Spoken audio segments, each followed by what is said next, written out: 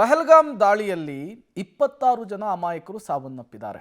ಇದೇ ವಿಚಾರಕ್ಕೆ ಸಂಬಂಧಪಟ್ಟಂತೆ ಸ್ಯಾಂಡಲ್ವುಡ್ನ ನಟ ನಟಿಯರು ಕೂಡ ಮಾತನಾಡ್ತಾ ಇದ್ದಾರೆ. ಈ ಪಹಲ್ಗಾಮ್ನ ಭಯೋತ್ಪಾದಕ ದಾಳಿಯನ್ನು ಖಂಡಿಸ್ತಾ ಇದ್ದಾರೆ.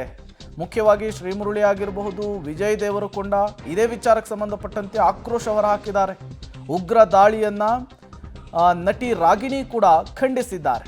ಪಹಲ್ಗಾಮ್ ದಾಳಿಗೆ ನಟ ನಟಿಯರು ಖಂಡನೆಯನ್ನು ವ್ಯಕ್ತಪಡಿಸ್ತಾ ಇದ್ದಾರೆ. ಬರೀ ಸ್ಯಾಂಡಲ್ವುಡ್ ಮಾತ್ರವಲ್ಲ, ಭಾರತೀಯ ಚಿತ್ರರಂಗ ಇದನ್ನು ಖಂಡಿಸುವಂತಹ ಕೆಲಸಕ್ಕೆ ಮುಂದಾಗಿದೆ.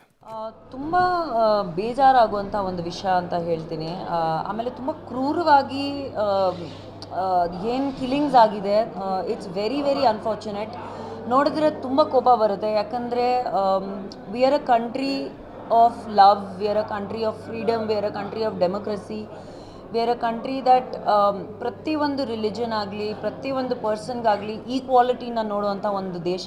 ಆಮೇಲೆ ಪ್ರತಿಯೊಂದು there is no difference in religion biased ಅಂತ ಅದನ್ನು ಸ್ಟ್ರಾಂಗಾಗಿ ಹೇಳೋಕ್ಕೆ ಇಷ್ಟಪಡ್ತೀನಿ. ಬಟ್ ಏನೇನು ಆಗಿದೆ ಈ ಒಂದು ಕೆಲವೊಂದು ದಿನದಲ್ಲಿ ನಾವೇನು ನೋಡ್ತಾ ಇದ್ದೀವಿ ಕಾಶ್ಮೀರದಲ್ಲಿ, ದಾಳಿ ಆಗಿರೋದು ಫಸ್ಟ್ ಆಫ್ ಆಲ್ ಒಂದು ಯಾರ್ಯಾರಿಗೆ ಈ ವಿಚಾರದಲ್ಲಿ ತೊಂದರೆ ಆಗಿ ಅಲ್ಲಿ ಪ್ರಾಣ ಕಳ್ಕೊಂಡು ಬಹಳ ನೋವು ಉಂಟಾಗಿದೆ.